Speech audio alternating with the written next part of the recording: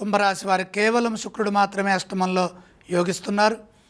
ఆర్థిక విషయాలు అనుకూలంగా ఉంటాయి. వచ్చిన ధనాన్ని జాగ్రత్తగా సద్వినియోగం చేసుకోవాలి. ఒక్క గ్రహమే యోగిస్తూ అందులో నీచులో కనుక ఆ యోగించే గ్రహం ఉంటే ఎంత ఫలితం అయితే అనుకూలంగా వస్తుందో అంతే ఆ ఫలం ఆవిరైపోతుంటుంది.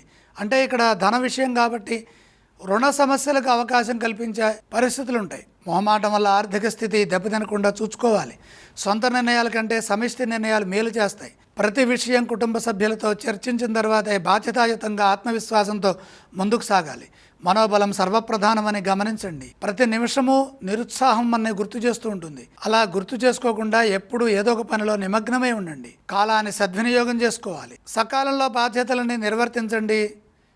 మీ పనుల్లో అది వృత్తి కావచ్చు, ఉద్యోగం కావచ్చు, వ్యాపారం కావచ్చు, ఇంట్లో కూర్చొని చేసే పనులైనా సరే పొరపాట్లు జరిగే అవకాశం ఉంటుంది. పొరపాట్లు జరగకుండా దానికి తగు విధంగా నడుచుకోండి.